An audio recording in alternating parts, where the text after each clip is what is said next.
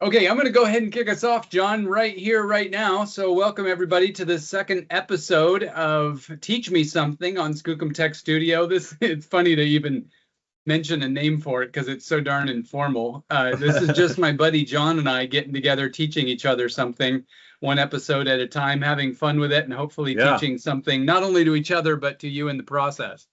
That's right.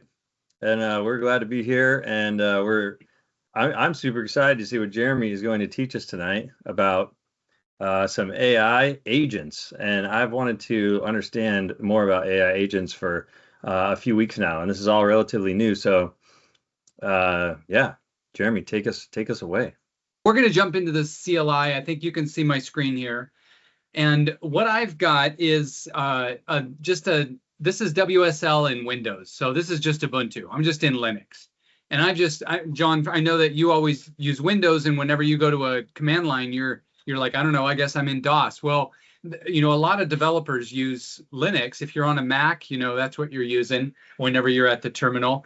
And if I think it's called uname A here, it'll tell me here's what you're using. You're using Linux. Here's the version and everything. So that's what I'm on. But that's neither here nor there. But in Linux, we have all these little commands like pwd. Does not mean password. It means present working directory. And if I say pwd, it tells me where I'm at right now. Okay.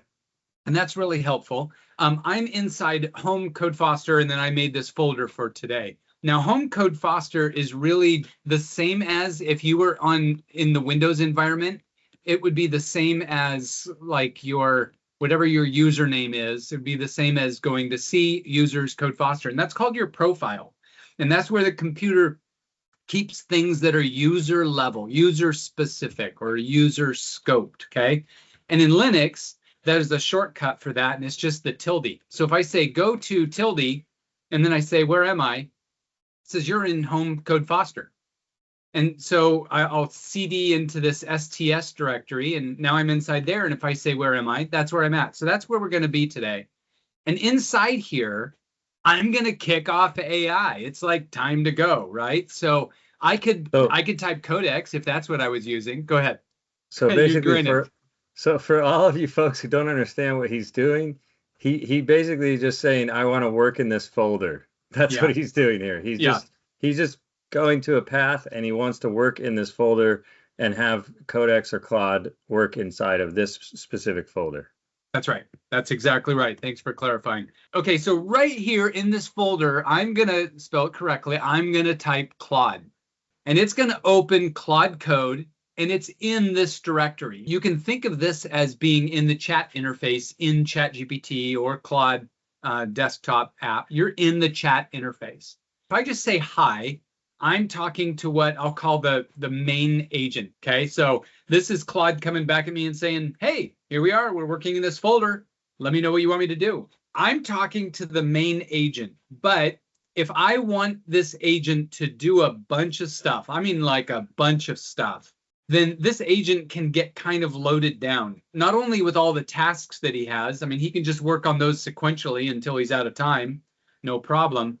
But he's going to get loaded down in terms of context. That is, I'm going to be filling his head with so much stuff that he's going to get bogged down and say, I can't keep a handle on the difference between this conversation and this conversation and this task and this task. So we want to do things using agents, because agents are kind of like different people. If you have a business, you want to have a team. You could have one superhuman that was able to do everything, but even they would kind of get bogged down. And what they would want to do is to delegate to a bunch of specialists in different areas. If you have an assistant and you need to fly somewhere, you don't tell your assistant, go get your pilot's license. You tell your assistant, can you find me a pilot so that we can fly somewhere? And so that's what we're going to do. Here's the way I have this set up. Inside this directory, now I just issued a command. I do that all the time. I'm not on the command line. I'm in Claude. So if I issue a command, it doesn't actually go to bash, to Linux.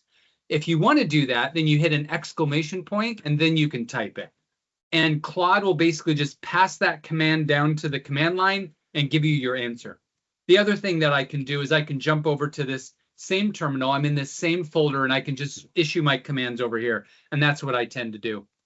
So I'll show you what I've got in this directory. I've got two subdirectories, dir1 and dir2. And then I've got this thing called OB questions. Don't worry about that right now. But I want to show you what's in dir1. Okay, so I just want to clarify something real quick. Basically, I think what's happening here is when you use ChatGPT for a really long time, say you're using it for like, 30 minutes, 40 minutes, and it's like, you keep going, you have a lot of ideas and a lot of things going on, and it's getting really complicated.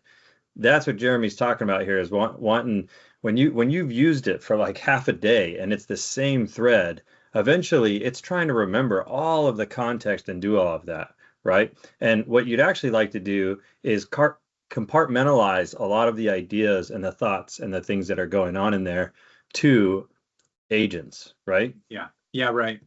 Because most people have learned by now that in ChatGPT, it's a good idea to hit clear every once in a while, like new chat, no more. I don't need that other old context. I just want to start over.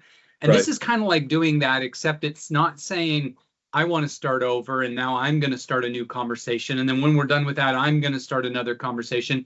It's more like saying everything I say to this agent or everything I do with this agent fits inside that agent. And everything I do with this agent fits inside that one. Right. Got it. Okay, so let's look inside this directory. I listed it in Linux, but for those of you that are more comfortable in Windows, I'll go there and I'll show you that what I have here is just a bunch of Bing videos. So I used to, every time the Bing website would put a video up, I would capture that because they're beautiful videos of places around the world. So now I just use it every time I just need to do some testing with a bunch of videos. So dir1 has a few videos, and dir2 also has a few videos. So that's what's in those two directories, okay? So now I'm going to jump back here and say, hey, what's in dir1 and dir2? Just ask it kind of a natural language question. What's in these directories? Also known as folder called directory1 and folder called directory2. For those of you that don't realize that folders are just directories. Yeah, same thing. Same thing. Now it's taken a little while because it's got to do all of its stuff. This is definitely something that you would probably just do on the command line itself, or in Windows Explorer or something, as opposed to asking a gigantic model to show you what's in your directory. But notice that it came back with some pretty good information. It kind of summarizes it and tells me what's in there. But now it took a while. Let me try this a little bit differently. I'm going to say, hey, why don't you use two agents, fresh agents? Don't use anything I've prepared, because I have been working on this and I don't want it to use anything. I want it to act like it's just fresh. To tell me what's in those directories. Spawn two threads, okay? So it's going to use these two agents, and you can just use agents by simply asking your main agent to use agents. That's a totally valid way to do it. But what's going to happen is that your main agent is going to say, hey, you brand new fresh agent one that's never been born before and has zero context whatsoever. Here's what I want you to do. I want you to tell me what's in directory one. And now brand new fresh agent that's never been spoken to before, tell me what's in directory two. They're brand new fresh agents, right? But what we want to do is we just kind of want to build those agents up and give them a little bit of agency, if you will. Give them a little bit of expertise. Let's say that agent one is good at telling me what's in this video directory and describing it in terms of like what the duration of the videos are. And then the other one is good at telling me what the codec that was used to encode those videos are. So what I do is I say to my main agent, hey, let's create an agent. I'm not going to type all this in there for you. I've already done it. But let's create an agent, and let's just call it agent A. And whenever we ask him what's in a directory, here's what I want that to mean to him. I want him to report back the duration of videos inside there. And I've already done it. So let's jump over to here. Notice I'm still in that directory. And I'm going to say, tell me what's in this directory. And it's going to give me dir1 and dir2 and this other one I told you to ignore. But if I say, show me even the hidden stuff, it's going to say, oh, there's also this Claude directory, right? Now, maybe you've seen dot files or dot directories before, but the dot is like a Linux way, even a Windows now way of saying this is a hidden folder. This is not for everybody to use or see. And so by default, they get hidden. But if I list what is inside of Claude, it'll tell me that it has agents and skills. I've already built up these agents. So let's list what's inside of Claude inside of agents. And I've already built up some agents for us. And I've created agent A and agent B. Any questions, John? Yeah, sorry. Can you show us that in the Explorer window? I just want to visually see that dot Claude file. Okay. Now here I am in Windows, and you may or may not see this Claude folder. If you don't, you might have to go to View, Show, and Show Hidden Items. But now you can see the Claude folder that's in this folder. Excellent. And by the way, if you used Codex, you would see a Codex folder. Excellent. And then if you go inside that Claude folder, we should see the agents, and then we should see the 3 agents that are in. We should see the agents inside there. That's right. Yep. Okay. And we can just stay in here for a little bit because it really doesn't matter which, whether you come in here on the CLI or in the browser there. Cool. Just wanted to see that visually for everybody. Cool. Okay. Yep. And let me go ahead and open this first agent in, for me, MD files open in VS Code, because then I can make it nice and big and we can all see it and so on and so forth. So this is agent A. This is the entirety of agent A. There's nothing else hidden. There's nothing else anywhere else. Sorry, real quick. VS Code is a coding app, but you can easily just open this in like a text editor like Notepad or something else like that as well. Sure. Yep. That's right. Excuse me. So agent A is defined entirely by this markdown file. And this markdown file has something at the beginning of it called front matter. If you've never seen front matter, it's a very simple convention of just putting these lines before and after things and then having a bunch of key value pairs. That's it. That's the entirety of front matter. So we are naming this agent, agent A. We're giving it a description that says, here's generally what agent A does. And this description is very important. And I'll tell you why in a second. We're giving it a list of tools. These are the things that it's allowed to do, because if you don't give it any tools, it's not allowed to do anything like your main agent is. Your main agent is allowed to read your files. You've made that contract already, but this one is not unless you include the ability to read files or grep or whatever. And then the rest of it is what we call the agent definition. And it's just directions for how the agent works. And the cool thing about it is that it's all just natural language. You just go on describing how you want this agent to work. Cool. Okay, so now the magic thing here is that this agent tells the main agent what he does by way of this description. The main agent looks at this and he uses that and says, all right, I know exactly what agent A's job is and what he's capable of doing.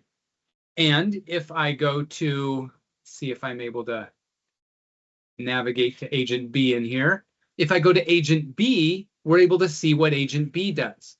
And I've made these a little bit different. So agent B, it's when you're asked to get information about video files and codec details are wanted, reports you report the codec used by the video files by using ffprobe that's related to ffmpeg. You use ffprobe and you find out what those codecs are, and that's what you report back, is the codec of all those files. Whereas agent A, his job, whenever he's asked to get information about files in a directory, it's resolution that's wanted. And so he's the expert on reporting resolution.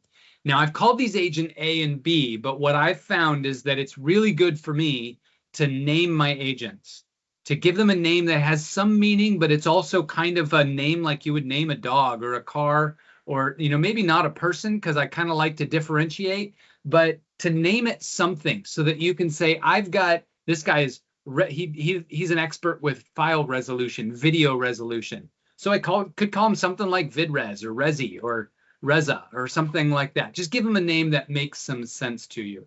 But in this case, I've just got him called Agent A and B. Now let's jump back here, and let's say I want to ask, I'm going to go ahead and clear so that that last conversation I had where I said, don't use any of my pre-existing agents is gone. Now I'm talking a new conversation with my AI, and I say, can you tell me about the contents of dir1 and dir2? Now, I have not said use these agents. I have not said I want resolution. I have not said I want codex.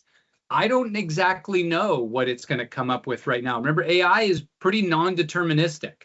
But what it's going to do is it's going to say, oh, you know what? I'm able to answer that question myself. I know how to look in directories and tell you what's in them.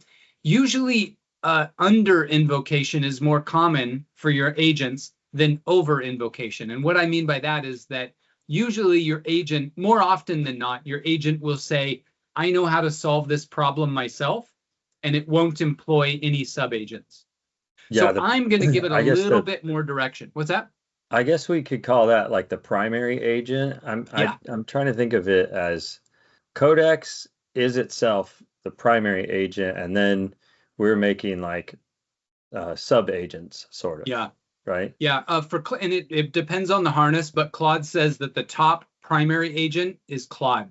It's right. The default catch-all agent. Yeah. Okay. That's news to me that actually Claude and Codex are you would actually like in communication you would say they are agents. That's news to me. I thought agents were a completely different thing. So yeah, right. Yep. No, they are. The interesting thing is that I can talk to these agents by name by using an @ sign. So notice when I say @ I can type agent A. I can @ mention agent A. Okay. So I could say agent A, tell me what's in dir1, and he'll do what he knows he's supposed to do with that. But before I do that, I'm going to try to kind of more implicitly invoke these agents. So I'm going to say, hey, I like to say hey to my AI for some reason. When I say hey, I should know I'm just talking to Claude, right? Yep. So I say, hey, can you tell me about the resolution and codex used in the videos in dir1 and dir2? Now, I've asked it a little bit more explicitly. I've given it a little bit more guidance that I'm not just looking for general information. I'm looking for resolution and codex. And that triggers Claude to say, oh, you want the resolution? I have an agent configured for that. I looked at his description, and he's an expert on giving you information about the resolution of video files. Interesting. And so he said, I'm going to choose to invoke agent A. Okay, so this is also because those agents are in this folder that we've said we're working in this folder. Yep. And because those agents are in this folder, it is going to search that folder before answering your question to see if agents handle any part of your question first. Exactly. Yep. And by the way, let me show you something really cool. I'm going to jump to a new, I don't think I'm in the right directory yet. I'm going to make this a bit larger. Now watch this. I'm going to open Codex. Let's skip it until the next version. Do you trust this folder? That's the message I mentioned to you. Here's Codex. I'm in the same folder at the same time. I'm in Codex. Do you have any agents defined? Look at that. It found agent A and agent B in the Claude agents directory. They're just markdown files. So the crux of this is that this model is moving my data down from in some service, in some cloud somewhere, down to just my computer. This project directory is where my agents are defined. It is where the conversations live. It is where the memory is. It is where any special skills that I want to develop are created. No longer am I going to ChatGPT and saying, make me a custom GPT, and it lives in the cloud. No longer am I saying, what do you have that you remember about me? And it's pulling it out of its memory service. Everything's happening right here. And notice that it's harness or agent agnostic. Whether I'm using Codex or Claude, it doesn't really matter. These are my files. Go ahead. Yeah, and the only way to do that is to download Codex onto your personal computer and then use it in this manner. Same with Claude, right?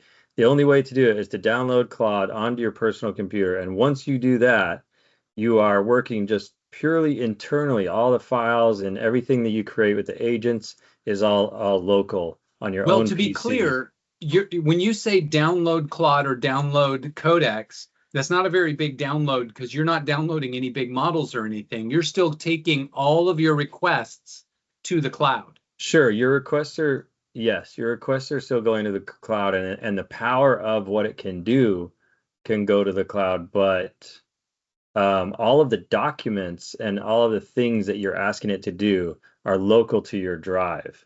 Yep, that's right. Right? That's right. Yep. Okay, Cool. so let's jump back to Claude. In that directory, I asked it about the resolution and codex of things, and it was able to answer really well because it invoked these two agents, and it was able to say that 35 of those are in this resolution. And as far as codex go, where did it report that? Yeah, here we go. Very consistent encoding H.264 throughout. So this is Cool. basically taking these definitions and moving them into the agent where they belong. And I'll accentuate the point that my main agent, Claude, has to, in this case, has to know very little about looking up resolutions and codecs of video files because that's been defined elsewhere. Very cool. Yeah. Now notice that if I say I want a cat, well, let me just go this a little bit more familiar way. If I look at agent A, notice that agent A has a name, description, and tools. Agent B has a name, description, tools, and I've said I just want to use Haiku. This would be actually a good idea to use for both of the agents because Haiku is a much smaller and faster LLM model than Opus is. And if I don't put one there, so like on agent A, if I don't put that one there, it's going to inherit it from the agent that called it.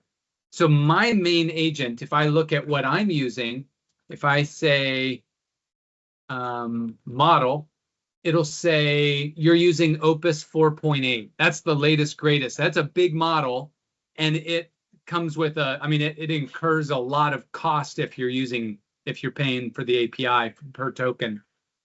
So for something small, like just looking at directories and calling ffprobe on it, that is not rocket science, right? That's pretty easy to do. Just use Haiku. It's going to incur very little cost. Okay, so for the Codex context of this, Codex has come out with like Codex version 5.2, 5.4, 5.5. Right now they're on 5.5, but you can, in the same way, go back to Codex 5.3 or 5, or a lower one, and it won't accrue as much of a cost. Correct. It won't be as expensive, and it is still incredibly smart and fast and all those things. That's right.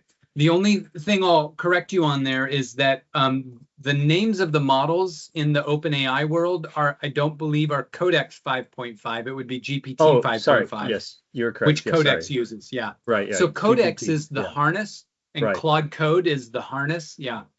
Right. And there's lots of harnesses now.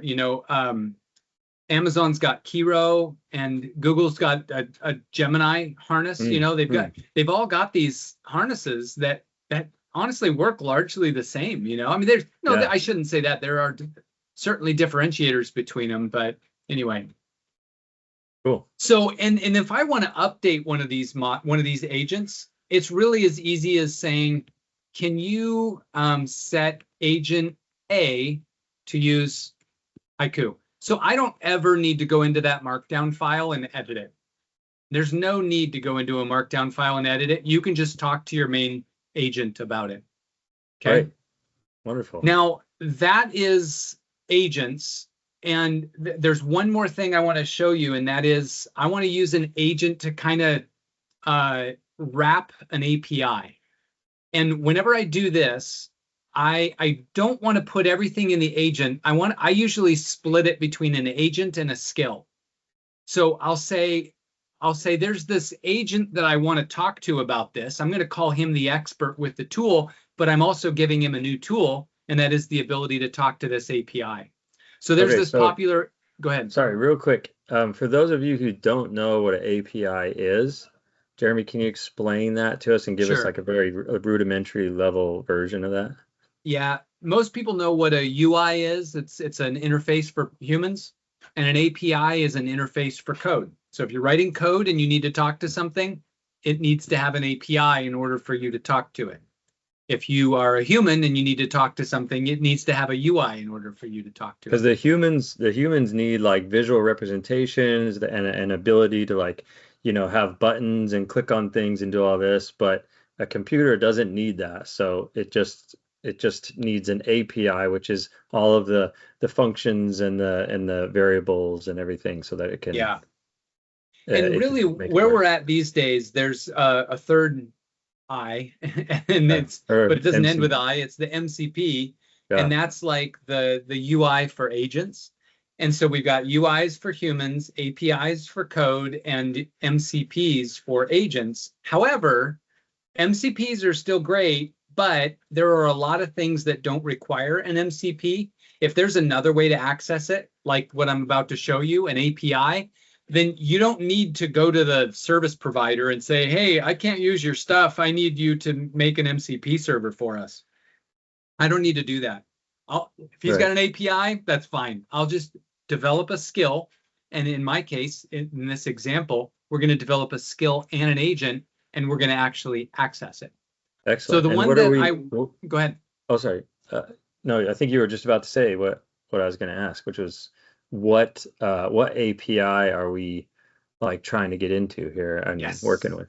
Yes, this is called the Swappy, or the Star Wars API. It's been around for a long time. It's moved around because it doesn't serve any purpose other than, demos and fun. But the Star Wars API is an API that gives you information about all of the entities in the world of Star Wars. The planets, the characters, the spaceships, all of that stuff. And it's really a cool API. Okay, so like if there was a program to this API, when I open this program and click around and look at all the different ships and colors and character names and all of that stuff, or yeah, I mean there somebody would have had to build a UI for it, right? So that you could go click on a ship and it would list its pilot, and you would click on the pilot. Somebody would have to build a UI for that. And they probably have. But in this case, we don't even care. We don't need that. We just want to know, who's the pilot of this spacecraft. And so we're just going to ask our agent, and it's going to answer. That's the interface that we're going to build. Gotcha. Okay? But this is basically a library of Star Wars data. Yeah. And it has this API to access it. So instead of going to Wikipedia and looking at all the different wiki links of all of the different Star Wars stuff, this just accesses it all through code in a different way. Yeah, that's right. Yep. Okay. And an API is something that if you're not a developer, maybe you've never actually interfaced with an API before, but it looks like URLs in your browser. It's got slashes and endpoints. And you go to one of these endpoints and it returns to you a certain amount of data, and it's expecting that data is going to go into your code and you're going to do something with it. It's not expecting that it's going to show up on the screen. Okay, so cool. I'm actually trying to give you a brief on the screen here, because it would be nice for you to see what an endpoint looks like. Not that we're going to have to deal with what the individual endpoints are, because we've got AI to do that for us. Well, I don't know what endpoint is, so that's fine. We got 15 more minutes. Just to Okay, yep, we're going to try to wrap this up. So this is the Star Wars API. It's got people, planets, films, and these things are all interlinked. So when, for instance, you're talking about a certain vehicle, it relates the people, and that when you're talking about a certain person, it'll tell you what planet they lived on, and so on and so forth. Cool. So those are APIs. Now, I decided that I wanted to create a skill for accessing the Swappy API, and I wanted to create an agent that I'll call Obi, that is my agent for interacting with the Star Wars API. So now we'll go pay attention to those two things. So first, let's look at the skill. So in this Claude folder, this hidden Claude folder, there's a skill, and it's in a folder because sometimes skills have more than just a markdown file. So instead of just being a markdown file, it's a folder. And if I go into there, in this case, this one's rather simple, and it's just skill.md. So let's open that in VS Code and see that this is also, just like the agent, it's just a markdown file. Yeah. Okay, and just to be clear, a markdown file it's just a version of a text file that these primary agents like Claude and Codex use as subagents, right? So it's basically a text file that just has all of this information of what the agent can and can't do, its rules, its description, and its the way that it should output requests. And in fact, there's nothing magic about it. If I would have given this skill, made it a text file and left all the top off, it would still work. It's really flexible. I mean, you follow this convention and then, nice things happen, but also things don't really break too much if you don't exactly follow the convention. But here's the beautiful thing about a skill. See this description? This description says enough about what this skill is able to do that your agent, and this is key, your agent does not need to look at the rest of this file unless it decides it needs to use this skill. And that's the beauty. All of this stays out of context unless you ask a question about Star Wars. Okay, can you give me an example there? Sure. So if I start a conversation with you, you're Claude, you're my agent, and I say, can you tell me about the weather? And now can you tell me about, Audi vehicles? And now can you tell me about this? Tell me about that. All along, you would say, I know that a Star Wars agent and skill are available to me, but I'm not worried about those right now. I only know that they're available to me. But the moment I ask you about Obi-Wan Kenobi, you say, this is where I'm going to need to load that skill. And then and only then do you, the agent, load all of this into context. Okay, that's the important part. Is it, when you ask me about Obi-Wan Kenobi, do I, as the agent, like as Claude, do I go look on the internet and go, oh, Obi-Wan's a Star Wars character. Oh, I have Star Wars agents. I should go look in them. Yes, good question, because your top level agent's entire job is figuring out how it's going to answer this question. And if you ask it a question about Star Wars, it says, I know I could look it up online and I'd find that somewhere, but I also see that I have an agent that's dedicated to this. And so it's going to prefer that. It's going to assume that that agent's going to have better information than it could find online. But if you ask it a question about Star Wars that's so obscure that it's not even in the Star Wars API, it might decide it needs to go to the web to find the information. Okay. Have we made an agent yet? No, this is just this is just a skill. This is just a skill. Okay, so sorry, can you define again the difference between a skill and an API? Or sorry, a skill and an agent. Agent, yeah. So think about that top level agent. We'll call him Claude again. If I ask Claude who was the pilot of the Millennium Falcon, he can say, oh, I have a skill. I can look at that skill and answer this. He can use the skill. But if we ask him who the pilot of the Millennium Falcon is, and he says, not only could I answer that with this skill, but there's an agent who's dedicated to answering Star Wars questions, he's going to call Obi, our agent, and let him do it. He's going to try to delegate if he can. Okay, so our skill has Swappy in it, which is this massive library of Star Wars fandom. And it has this massive library in it. And so if I ask Claude about Han Solo, is it going to go into this and go, okay, Han Solo is a Star Wars character. I'm going to go into this skill, which is mostly defined by Swappy, and then search all of Swappy using the agent or using OB agent. Is it going to do all of that instead of looking online for it and going Yes. elsewhere? Yeah, So it's going to prioritize. It's like it's going to prefer the agent and then direct use of the skill and then go in and finding the information online. Okay. And that's the harness's job. It's an orchestrator. It's made to find those things out. Okay. In fact, what we could do here, John, is we could go up to the agents, in here, the agents, and we could take Obi, and let me just put him somewhere else. He's not defined right now. He actually still is. I have to restart in order for it to load agents. Otherwise, he still knows about it. So I'm going to exit Claude, reopen Claude.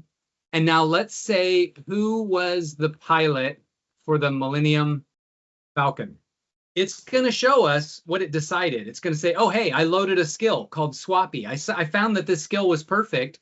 I'm going to use Swappy, and I'm going to find out the answer to that question for you. There we go. Han Solo is the most famous pilot with Chewie as the co-pilot, da-da-da. That's the answer. It found it directly, right? Mm-hmm. Now, let's exit. I'll go back to my agent, and I'll paste it back in there. And then I will And sorry, real quick. Yep, sure. Sorry, real quick, because I don't think we saw what was in the OB agent. So what let's go look at that. What does the OB agent do? What's his priorities? Your name is this. Here's what you do. And I think that it's going to mention the skill specifically. Follow the Swappy skill. It is your manual for the API. Read it before querying. It covers the endpoints, the data shape, and importantly, the quirks of Swappy API. Okay, so I don't know what the endpoint and data shape mean. Like when we look at that Swappy API, if we go to here, if we go to Swappy API, this is what it returns. Okay. The films, the people, the planets. These are those. This is an endpoint. So that's the endpoint for the people. Are you saying endpoint or end point? End point. Oh, it is an end. Sorry about that. No, that's all right. But it still doesn't, like, in means you go in and it has, end is. And then the data shape is like, what does a person look like in this API? It looks like this. It has a name, a height, a mass, a hair color, and so on. Okay, so in like coding language, at least like in Python, this would be like a dictionary entry or right? Like a dictionary entry. A dictionary. Well, a dictionary would be this object with all these properties. This would be a class, right? Not exactly. Classes also have functionality. Okay. And this is just data. Okay, so it's maybe more a dictionary then. More a dictionary. Definitely more a dictionary. Okay, so now this is what Obi is made of. He's just told, hey, you're Obi. You answer questions about the Star Wars API. You do it by using the Swappy skill. And now we loaded Obi back into our skills. We restarted it. And now I'm going to ask the same question. Who was the pilot for the Millennium Falcon? And it's going to say, okay, I loaded a skill. Hope it doesn't prove me wrong here. It did it wrong. It answered it directly. It's tended to do that from the skill. Instead it said, I have this skill and I can use it to answer this question. Let's just ask it. Why didn't you use Obi, the agent? I do this a lot because I learn a lot about my agent's inner thinking. Like, when do you fork out to an agent and when don't you? And it'll just answer you honestly. Hey, that's a fair question. Both paths exist and both would have worked. Swappy the skill or Obi the agent. When your message came in, the using superpowers guidance told me to invoke a matching skill before responding, and Swappy was right there as a skill, so I reached for it. Interesting. So but I could say now use prioritize agents over skills, I guess. I could. And where do you have any guesses, John, as to where I would put that kind of direction for Claude? I would assume you would put it in the skill. Actually, it's higher Or level than the skill. oh, then you would tell it in your Claude's memory to always. Not in the memory, but in what, well, actually, I think they do call, I get confused between all of them. I think they do call it the memory, but at the top level here. So,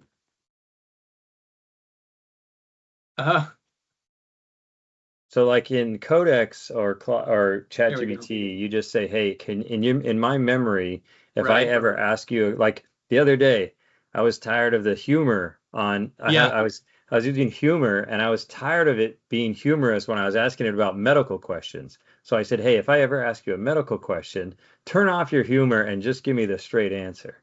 And so, and I said, put that into memory. And so now when I ask, it does that. So in this case, can you prioritize? Actually, you would want to say, can I prioritize agents over skills?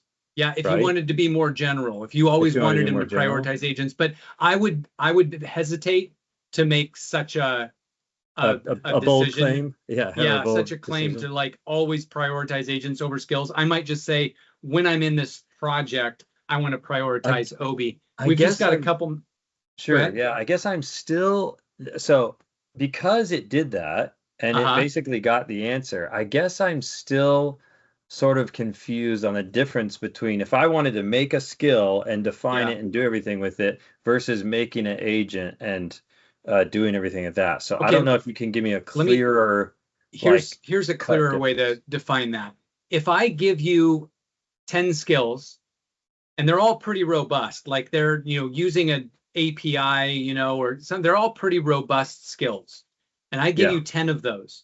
And then I ask you to do 100 things. Think about what your context is going to look like. You're going to have a giant context because you're using all these skills and you're doing all these things 100 times, right? Yeah. You're going to be overwhelmed as my agent. You're trying to do so much. But if I make agents that handle those and I say, well, you do all of this stuff 100 times, you'll say, no problem. I'll ask these agents to do it. And now if I look at your context is very small. See, look here real quick. See at the bottom how it says main and Obi? No.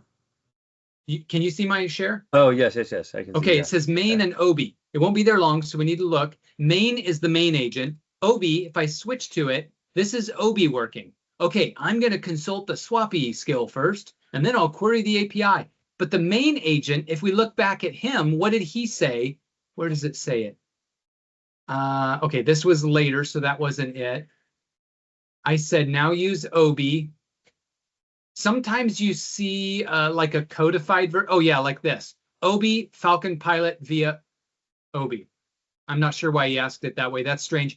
But what you'll see here is what the main agent actually asked the sub-agent. And it'll be really light, like just go do this thing. You know how Right. to do it, just go do it. Right. And then all of the context that gets generated from accomplishing that task happens with that agent. And then that agent comes back with the simple answer. The answer is 42. And the main agent goes, excellent. That's all I needed to know. And your context in the main agent is literally, what's the answer? 42. That's it. So you haven't overloaded yourself at all in the main agent. Okay, so let's say that my I have 10 chapters of a very thick book. Yeah. And each of the chapters is a skill. So each chapter has a skill, and then I want to ask my agents. I have an agent that knows everything about one of the characters of that book. So I go ask something about that book, and I say, hey, any time Sheila is mentioned, ask can you tell me if she was ever questioned by somebody, something like that. So would it go to the agent and then go, okay, this agent knows about Sheila, and then could go into every single chapter and it would go into every single skill. That agent would address each skill and go into each skill and check on that and then come back with an answer.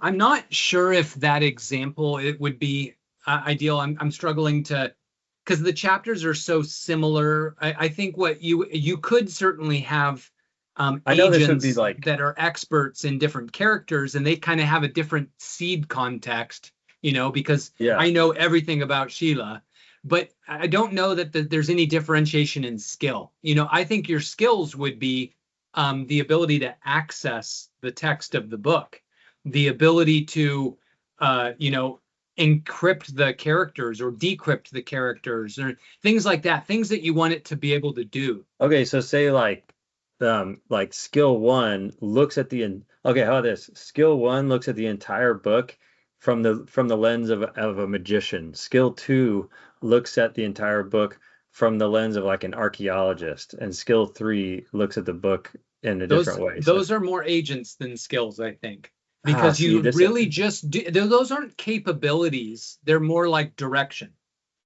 And so you want an agent to read the book like a magician would, and another person to read the book like a doctor would. It's just a different lens on the book. They're both capable of reading the book. That's an easy thing, reading the book.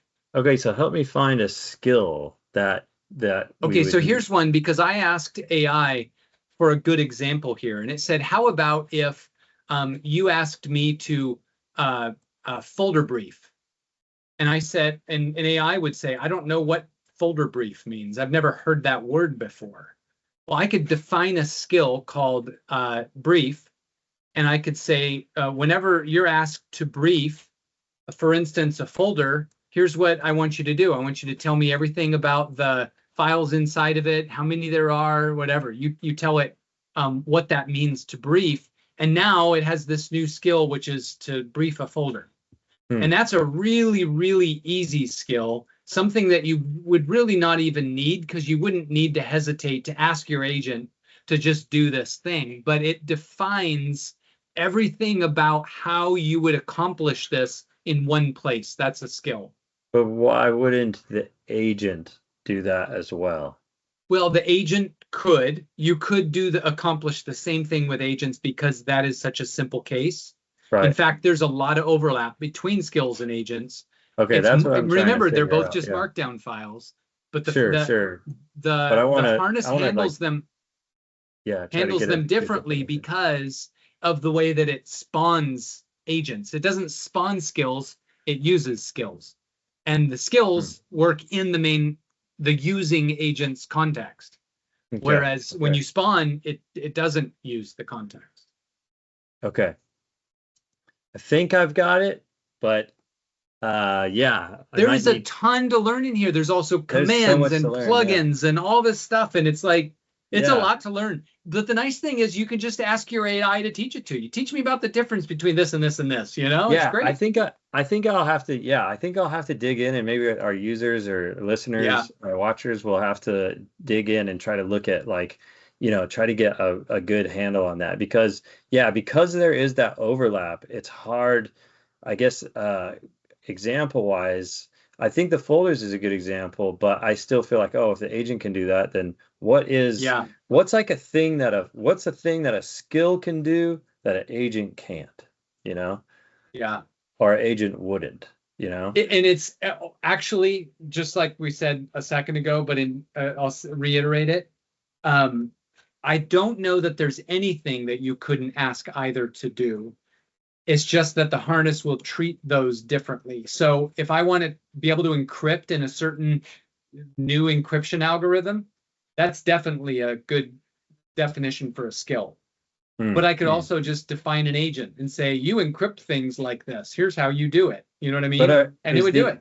Okay, so is the end game that you're actually trying to lessen processor power and lessen time it would take by splitting these two into these different categories of skills and agents? Is the goal that we're? I think so. All we're doing in all of this is just organizing prompts. It's like, where do the AI prompts go? But sure, but I mean, if I like if I didn't even want to use agents, I could just ask chat to do this. Yes. Or I could ask Claude to do this. But by using agents and by having these definitions and these skills and these definitions and these descriptions, we get the information that we want quicker and faster, and also with less cost to like, if you only have so many Claude points a month or whatever like that. One thing that was said to me that helped me to understand it was, imagine if you want your one agent to be a super agent. He's able to do all the things that you would otherwise teach subagents to do. Where would that definition go? In the CLAUDE.md. And your CLAUDE.md would be huge. And guess what happens the very first time you open open Claude? It sends that entire CLAUDE.md into context. And guess what happens on every single turn of AI? It sends the whole context. Your context is important because every time you ask it a question, you're not sending it just a question. You're sending it the entire conversation. And so when you have a huge CLAUDE.md for this agent, you've just exponentially bloated your agent. That's right. Okay, let's wrap. I think I understand. So thank you very much, Jeremy. Thank you so hopefully much. I think I came to a little bit better understanding myself. Okay, see everybody on the next Teach Me Something on Skookum Tech Studio. All right, see you guys.